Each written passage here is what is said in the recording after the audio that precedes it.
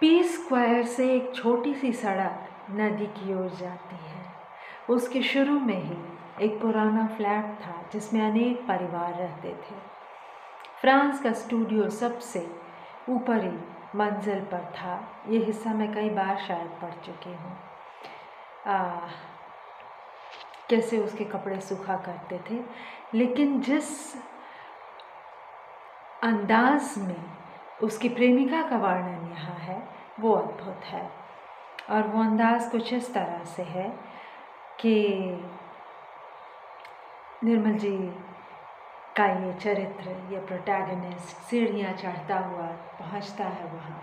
France के कमरे में पहुँचा जा सकता था और वो पहुँचता है, दरवाज़ा खटखटाता है। वो जो पूरा वर्णन है पहुँचने का, दरवाजे के खुलने का, उस लड़की का जिसका कभी फ्रांस ने परिचय करवाया था ये कहकर कि शी इज़ माई गर्ल, सब अद्भुत है। और देखिएगा कि निर्मल जी के उपन्यासों में ये वीज़ा की जद्दोजहद बहुत ज़्यादा रहती है। फ्रांस बर्लिन जा रहा है, उसने धीरे से कहा मारिया ने। उसने तुमसे कुछ कहा था? नहीं, लेकिन अगर मुझे वीज़ा नहीं मिला तो वह अकेले ही चला जाएगा, उसे अकेले जाना पड़ेगा। उसका स्वर बहुत सहज था। मारिया ने कभी अपने लिए किसी से शिकायत की हो याद नहीं आता। मैं उसे उस दिन से जानता हूँ जब कॉन्सर्ट हॉल के बाहर फ्रांस ने उसका परिचय देते हुए कहा था, शी इज़ माई गर्ल। हम कभी यह सोच नहीं पाते थे, हालांकि वह फ्रांस के साथ रहती थी।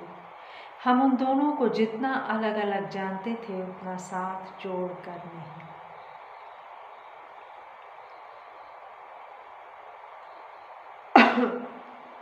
तुम कहाँ जा रही हो? मैं अभी आती हूँ। फ्रांस की रसोई खाली पड़ी है। उसने कोने से प्लास्टिक का थैला उठाकर कंधे पर लटका लिया। वह बंद गले और पूरी बाहों का स्वेटर पहने थी। उसके नीचे पुरानी घिसी हुई कॉर्डरॉय की जीन्स थी जो सारी सर्दियों में दिन रात पहने रहा करती थी। हम सब लगभग ऐसा किया करते हैं। मारिया को कपड़े पहनने का सलीका कब आएगा, हम अक्सर सोचा करते थे। वहाँ खड़े क्या कर रहे हो? भीतर से आवाज़ आई। वह फ्रांस का स्वर था। मैं दरवाज़ा खोलकर उसके स्टूडियो में चला गया। वह छोटा सा कमरा था और दिन के समय भी वहाँ बत्ती जलती थी। फ्रांस गद्दी का सहारा लिए सोफे पर लेटा था। ईसा मसीह का बहुत पुराना चित्र लगा था। वह मकान मालकिन का चित्र था और उसे उतारना मना था।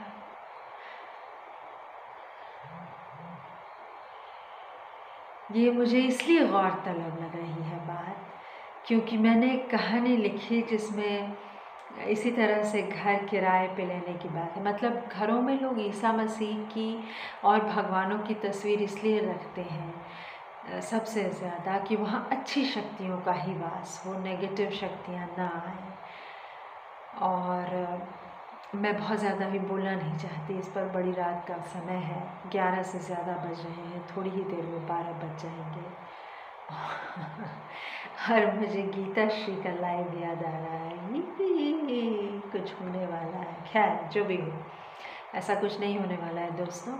मेरे साथ कुछ एक घटनाएं घटती हैं और फिर मैं काफ़ी विचलित हो जाती हूँ। मैं चाहती हूँ एक अच्छी पूरी सुकून की शांति की नींद सोऊं, जो अगर मैं 1:30 बजे तक जिसमें चली जाऊं तो वो मेरे लिए उपलब्धि होती है।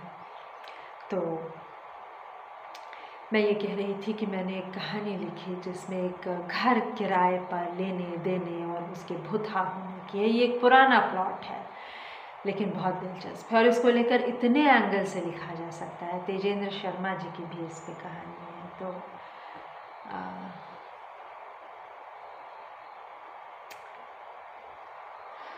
मैं एक संग्रह भी इस पर संपादित कर रही हूँ। बहरहाल यहाँ कोई संकेत इस बात की ओर प्रत्यक्षता नहीं है, लेकिन मुझे इसलिए स्टैंड आउट करती है कि मकान मालकिन, मतलब ये केवल रिलीजियस भी हो सकता है, लेकिन वो हर रिलीजियस चीज़ उसमें स्पिरिचुअल जुड़ा ही होता है।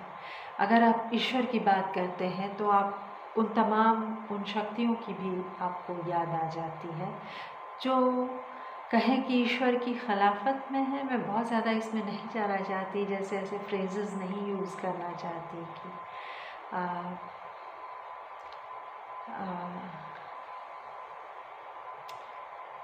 गॉड एंड्स हियर वगैरह। लेकिन हम जानते हैं कि ऐसे फ्रेजेस या इस तरह से ईसा मसीह की, जीसस क्राइस्ट की तस्वीरें लगाना केवल धर्म प्रचार नहीं होता, वो ईश्वर की मतलब अच्छी शक्तियों को आपके आसपास रखने की भी कोशिश होती है। मैं ये कहना चाहती थी। बाकी धर्म प्रचार मतलब बाकी एक जो धार्मिक स्टेटमेंट है वो तो दिख ही रहा है। हालांकि बहुत से लोग कहेंगे कि दोनों में से कुछ नहीं है, केवल सहिष्णुता, केवल एक गुडविल। मुझे पसंद है ये बातें, मैं इनमें गहराई से उतरती हूँ, इसलिए मैंने ये टिप्पणी की। और बिल्कुल की जा सकती है, बिल्कुल की जा सकती है। पास ही पियानो की चौकी पर टीटी बैठा था। उसने मुझे देखा और ग्लास ऊपर उठा दिया। फॉर योर ब्लेस्ड टूरिस्ट्स, उसने हंसते हुए कहा। क्या लोगे? फ्रांस ने मेरी ओर देखा। मैं मारिया की कुर्सी पर बैठ गया जो खाली थी। तिपाई पर ग्लास रखे थे। पियानो के नीचे बियर की बोतलें थीं। उनका पीला कांच बिजली में चमक रहा था। मैं अभी पी कर आ रहा हूँ, मैंने कहा। इतनी सुबह कहाँ? टीटी ने पूछा। हम स्लाविया गए थे, मैंने कहा। कमरा गर्म था। फ्रांस के कमरे में सेंट्रल हीटिंग नहीं थी, लेकिन अंगीठी में आग सुलगती रहती थी। हमेशा नहीं, सिर्फ उन दिनों जब मारिया रहती थी। हम आग को देखकर ही जान जाते थे कि मारिया घर में है। कौन लोग हैं ये टूरिस्ट? फ्रांस ने पूछा। ऑस्ट्रियन, मैंने कहा। कुछ तुम्हारे देश के लोग भी हैं। वे स्कीइंग करने कारकोनेशो गए हैं। कितने दिन रहेंगे? मैंने पूछा नहीं।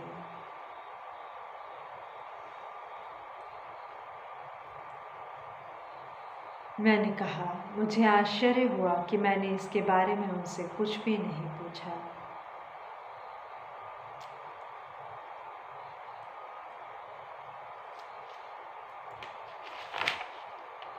मारिया का आधा ग्लास भरा था। मैंने एक घूंट लिया और सिगरेट सुलगा ली। अभी कह रहा था ये चरित्र कि मैं पी कर आ रहा हूँ, बहुत दिलचस्प नायक है। मारिया चली गई? फ्रांस ने पूछा।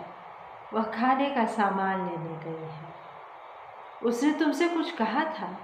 नहीं, क्यों? मैंने फ्रांस की ओर देखा। वह चुपचाप अपनी पाइप में तंबाकू भरने लगा। उसके बाल हल्के से सुर्ख थे। हम अक्सर उसके बालों को लेकर मजाक करते थे। यह असली एरियन रेस की निशानी है, टीटी कहा करता था। उसे यह अखरता था। मैं कभी कभी सोचता था कि अगर फ्रांस हिटलर के समय में इतना वयस्क होता जितना आज है, तब अपने को कैसे निभा पाता। वह अपने पिता के बारे में चुप रहा करता था और हम कभी उनके बारे में नहीं पूछते थे। उसकी माँ दूसरा विवाह करने के बाद पश्चिमी बर्लिन में बस गई थी। वर्ष में एक बार क्रिसमस की छुट्टियों में वह उससे मिलने चला जाता था। कभी कभी वह हमें लड़ाई के बारे में कुछ घटनाएं सुनाता था, किंतु कुछ ऐसे तटस्थ भाव से कि हमें निश्चय नहीं हो पाता था कि वह लड़ाई के बारे में बता रहा है जिसमें उसका बचपन गुजरा था, या अपने बचपन के बारे में जिसमें उनकी लड़ाई गुजरी हो। ये पोस्ट मॉडर्निस्ट व्याख्या है। मतलब विषय, देखिए निर्मल जी की यही खासियत है, मैं इसीलिए उनकी फैन हूँ। विषय लड़ाई है या बचपन, इसका द्वंद्व इतनी खूबसूरती से कहना निर्मल जी ही कर सकते हैं। इसलिए क्योंकि वो ये समझ सकते हैं कि लड़ाई ऐसी हो सकती है जो आपके बचपन के ऊपर छा जाए, और बचपन एक ऐसा समय है जो लड़ाई को देखने की आपकी दृष्टि तय करता है। अगर वही बात कि अगर वो इतना वयस्क होता तो लड़ाई का उसका अनुभव अलग होता।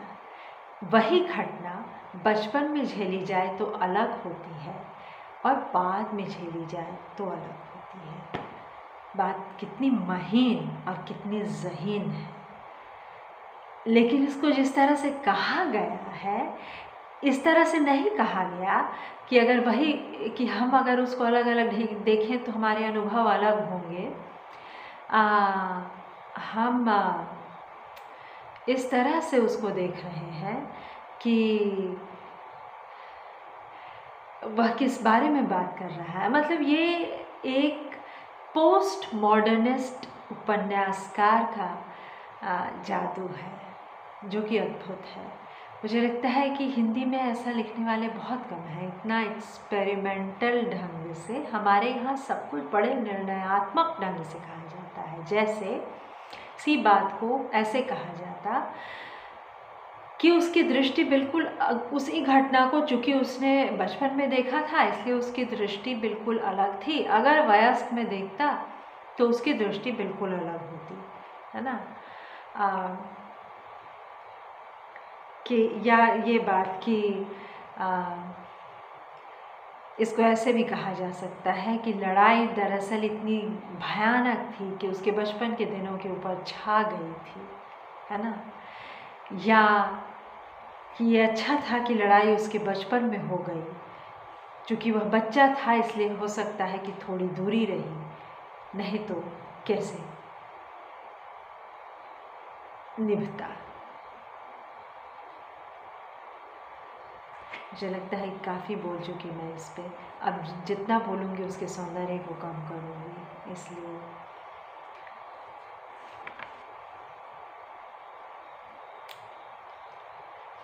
मतलब या तो लड़ाई इतनी सघन थी कि बचपन पे छा गई, या चूँकि बचपन था इसलिए लड़ाई उतनी पता नहीं चली। दोनों दो बातें हैं, लेकिन इस बात को कहने का क्या खूबसूरत अंदाज़ है कि मतलब विषय एग्जैक्टली क्या है, बचपन या लड़ाई, या समय का वो डिफाइनिंग मोमेंट क्या है, बचपन या लड़ाई। अद्भुत। तुम्हारी पिक्चर अप्रूव हो गई? मैंने पूछा। मालूम नहीं, मुझे अब फिक्र नहीं है, फ्रांस ने कहा। वह कुशन पर सिर टिकाए छत की ओर देख रहा था। तुम्हारे पास है? उन्होंने वापस नहीं की। वे ऐसी फिल्में वापस नहीं करते, टीटी ने कहा। अगर होती तब हम देखते। मैंने सोचा, फ्रांस का अपना प्रोजेक्टर था, हम अक्सर उसकी अपनी और अब उसके कुछ मित्रों की फिल्में बाहर टेरेस पर देखते थे। तुम इस बार बर्लिन जा रहे हो? हाँ, सोच रहा हूँ। फ्रांस सोफे पर बैठ गया। अभी तक मारिया के लिए रुका था, अब कोई फ़ायदा नहीं, उसने कहा। वे उसे वीज़ा क्यों नहीं दे रहे हैं? टीटी ने पूछा। मुझे कुछ समझ में नहीं आता, फ्रांस ने कहा। उसके स्वर में एक छोटा सा खिंचाव चला आया था जो सिर्फ ज़्यादा पीने से ही आता था। लगता था वे सुबह से पी रहे थे। लेकिन तुम वापस आ रहे हो, शायद अगले साल मुमकिन हो सके, मैंने कहा। अगले साल? फ्रांस धीरे से हंस पड़ा, बहुत अप्रिय ढंग से। मुझ में अब सब्र नहीं है। वह पिछले 2 साल से कोशिश कर रही है, उसने कहा। हम चुप बैठे रहे। यह शायद वही सीमा थी जिसके आगे कोई किसी की मदद नहीं कर सकता था। लगता था कोई बाहर का फंदा है जिसकी सब गांठें, सब सिरे दूसरे के हाथों में हैं, जिन्हें हम देख नहीं सकते। मारिया दरवाज़ा खोलकर भीतर आ गई। उसने उड़ती निगाह से फ्रांस को देखा, फिर थैले को सोफे के कोने पर रख दिया। बाहर की धूप में उसका चेहरा लाल हो गया था। मेरी बियर पी रहा है? उसने मेरी ओर देखा। क्या है थैले में? टीटी ने उसकी ओर देखा। मैं भूख से मर रहा हूँ। तुम पीने से मरोगे। मारिया ने उसके हाथ से थैला छीन लिया और उसमें से ब्राउन ब्रेड, सॉसेज और सलामी बाहर निकालकर तिपाई पर रख दी। फिर फ्रांस के गिलास से एक घूंट बियर पी। बहुत गर्मी है, उसने कहा। बाहर कैसा है? फ्रांस ने पूछा। बर्फ गिर रही है, उसने हंसते हुए कहा। देखते नहीं कितनी गर्मी है? हमें बाहर चलना चाहिए। लेतना की पहाड़ी पर लोग पिकनिक पर जा रहे हैं। तुमने कभी इतनी गर्मी देखी है क्रिसमस से पहले? यह टीटी की सफ़ेद क्रिसमस है। फ्रांस ने मुस्कुराते हुए टीटी की ओर देखा। तुम देखना, क्रिसमस के दिन ज़रूर बर्फ गिरेगी। हर साल ऐसा ही होता है, टीटी ने कहा। You drunk Buddhist, you mad Mandarin. Maria ने हंसते हुए टीटी के बाल झंझोड़ दिए। यह हमारा पुराना मजाक था, टीटी को सताने के लिए। वैसे यह बहुत गलत नहीं था। बहुत पीने के बाद टीटी मैंडारिन सा लगता था। सचमुच का नहीं, बल्कि हॉलीवुड की फिल्म में नकली मैंडारिन सा। सॉसेज ऐसे ही लेगा या ज़रा सा तल दूँ? मारिया ने मुझसे पूछा। थोड़ा सा गर्म कर दो, मैंने कहा। मैं रोटी काट लाती हूँ। तू चलकर स्टोव जला दे। फ्राइंग पैन सिंक में रखा है, उसे धो लेना। मैं रसोई में चला आया। नल की खुली धार के नीचे फ्राइंग पैन रख दिया। गैस का स्टोव जलाने के पहले खिड़की खोल दी। पिछवाड़े की तरफ एक छोटा सा मैदान था। बर्फ जम गई थी जिस पर बच्चे हॉकी खेल रहे थे। सफ़ेद छतों की चिमनियों से धुआं उड़ रहा था। मुझे फ्रांस के रसोई घर में बैठना हमेशा अच्छा लगता था। वह पूरे अपार्टमेंट से अलग था और वहाँ कोई आवाज़ नहीं आती थी, सिवाय कभी कभी पियानो की, जब भीतर सब चुप हो। क्या हाल है? मारिया ने पीछे से आकर मेरे कंधे पर हाथ रख दिया। मैंने आधी बोतल भी नहीं पी, मैंने हंसकर कहा। तेरे लिए इतनी ही काफ़ी है, उसने कहा। वह सिंक के सामने एक छोटे से स्टूल पर बैठ गई। मैंने फ्राइंग पैन स्टोव पर रख दिया।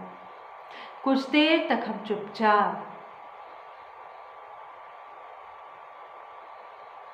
फ्राइंग पैन पर सॉसेज की चिड़चिड़ाहट सुनते रहे। फिर उसने स्टोव बुझा दिया। मारिया, मुझे अपना स्वर कुछ अजीब सा लगा। क्या? उसने तौलिए से हाथ पोंछते हुए मेरी ओर देखा। तुम इस बार फ्रांस के साथ क्यों नहीं चली जाती? ये मुलाकात एक बहाना है ना? वह एक नीरव क्षण तक मुझे देखती रही। उसे मेरी ज़रूरत नहीं है, वह धीरे से हंस दी। वह हंसी खाली थी, उसमें हल्की सी लापरवाही भी थी, जैसे फ्रांस के जाने से उसे कोई रंज नहीं है। कभी कभी उसने अपना दुख दूसरों को दिखाया हो, कभी भी उसने अपना दुख दूसरों को दिखाया हो, ऐसा याद नहीं आता। उसकी बातों में हमेशा एक स्लीप वॉकर की सी निर्भयता छिपी रहती थी, जो खतरे के सामने होते हुए भी उसके पास बढ़ता जाता है, बिना किसी डर के आखिरी लम्हे तक। कुछ लोग जीने में भी रफ ड्राफ्ट रखते हैं, एक सजी सवरी कॉपी तैयार रहती है। मारिया में ऐसा कुछ नहीं था।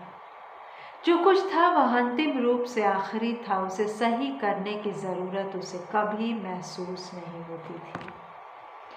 कोई इतने सहज ढंग से भी डेस्परेट हो सकता है, मारिया को जानने से पहले मैंने कभी नहीं जाना था। क्या सोच रहे हो? उसने मेरा कंधा हिलाया।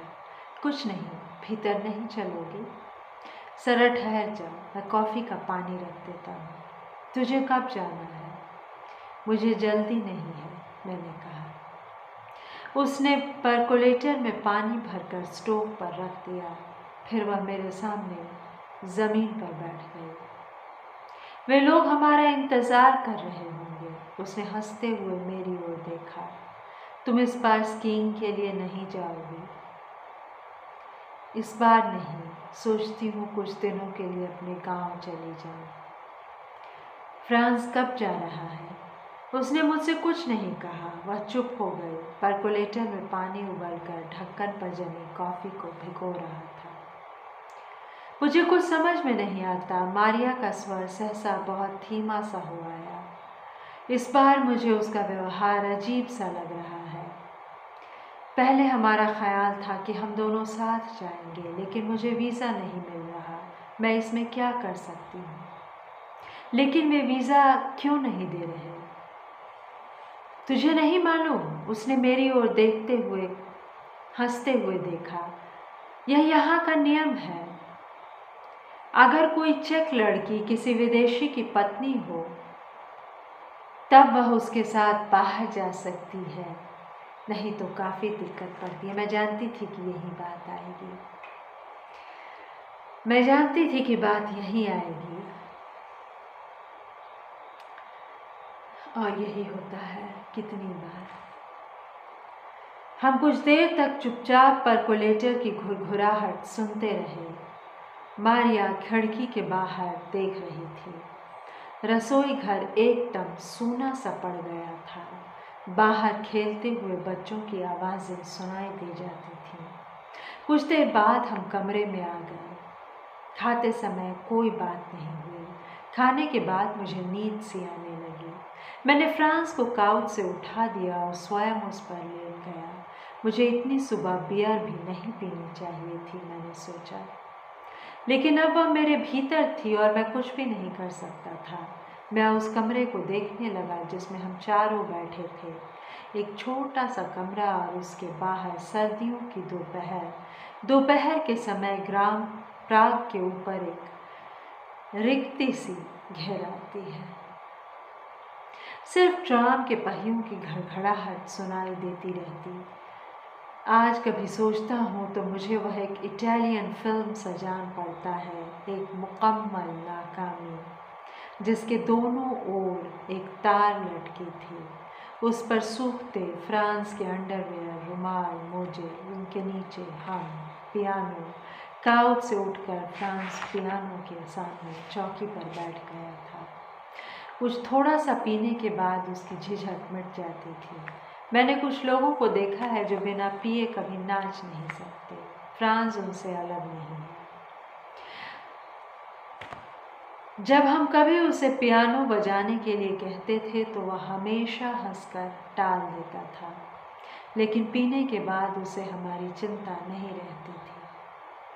वह हमेशा कुछ अनिश्चित ढंग से कीबोर्ड को छूता था, जैसे हम बिजली के मीटर को छूते हैं। चाहे उसमें करंट न हो, फिर भी अंतिम क्षण तक, छूने से पहले तक एक संदेह बना रहता है। वह बारतोक की दोपहर होगी। यहाँ पहले नोट से ही जान गए थे कोई हंगेरियन जिप्सी धुन रही होगी। शुरू होने पर मारिया मेरी ओर देखकर मुस्कुरा दी। वह सोफा के एक सिरे पर बैठी थी। उसने सिगरेट सुलगा ली थी। फ्रांस की पीठ हमारी ओर थी। यह अच्छा था कि वह हमें देख नहीं सकता था। हम सिर्फ सुन सकते थे, जैसे हम अंधेरे में अधकुली टोटी की टप टप सुनते हैं। एक उलझा हुआ सुख भी नहीं, उसके पहले का क्षण जो जिप्सी ट्यून का आवारा अंतहीन आतंक है, जो डर नहीं है, डर के परे एक कातरता होती है पीने और छोड़ने की। एक बच्चे के झूले की तरह जो जब नीचे जाता है तो दिल बैठने सा लगता है, ऊपर उठते ही एक अजीब चीख सी निकल जाती है, जिसके गिरने के डर को छोड़ दिया है, लेकिन उठने के सुख को भी पकड़ा नहीं है। क्या खूबसूरत है।